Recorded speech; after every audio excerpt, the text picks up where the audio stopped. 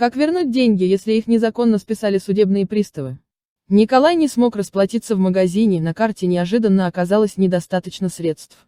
В банке сообщили, что все деньги со счета списали судебные приставы. И сам счет теперь заблокирован, поскольку сумма на нем оказалась меньше, чем требуют приставы. Но никаких неоплаченных долгов у Николая не было. Разбираемся, как такое могло произойти и что делать в подобной ситуации. В каких случаях списание средств незаконно? Бывает, что приставы ошибаются.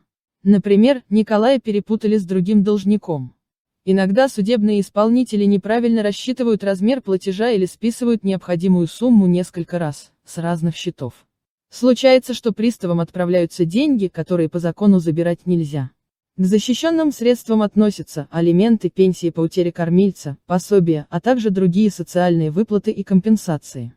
С 1 июня 2020 года все поступления на счет должны быть промаркированы, чтобы банк понимал вид дохода. Защищенным от списания деньгам присваивают код 2. Банк не перечислит их в ФСПС. Кроме того, приставы не вправе полностью лишать человека доходов. Зарплате, пенсии и другим заработкам присваивают код 1. Из этих поступлений банку разрешено отправлять в ФСПС не больше 50%. Лишь в некоторых случаях, например, когда родитель задолжал алименты, с его доходов могут вычитать не до 50, а до 70%. Как предотвратить ошибочное взыскание? Можно предпринять несколько действий. Следите за долгами. Периодически проверяйте, не попали ли ваши задолженности в банк данных исполнительных производств, или подпишитесь на рассылку службы судебных приставов, тогда вы получите уведомление по почте, если в отношении вас откроют производство. В случае, когда вам по ошибке припишут чужие долги, вы сразу же узнаете об этом и сможете быстро оспорить их.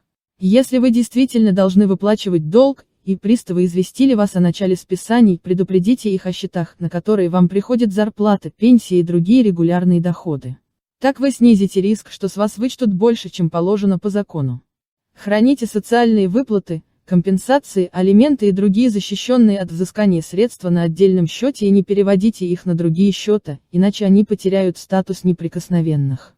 Не подключайте автоматическое списание платежей с этого отдельного счета, в том числе для оплаты ЖКХ, связи и прочих услуг.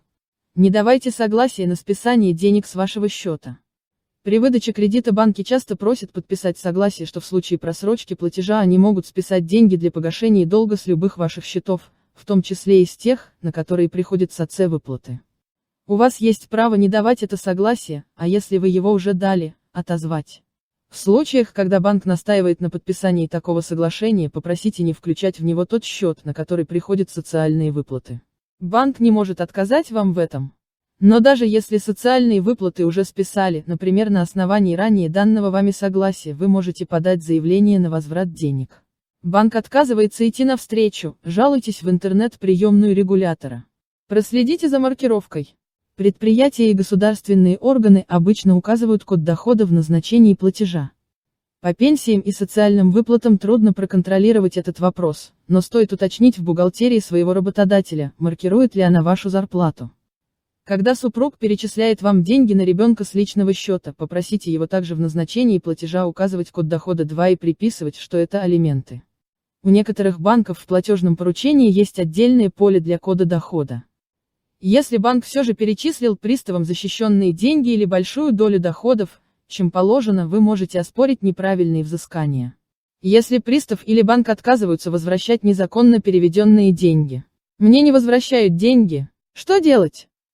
Если банк отказывается возвращать на счет защищенные от взыскания средства, которые были верно промаркированы, обращайтесь в Банк России.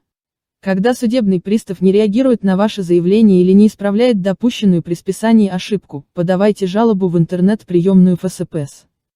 Если рассмотрение заявления затягивается или ФСПС отказывается перечислять деньги обратно, вы вправе обратиться в суд с иском к приставам о возврате незаконно списанных средств.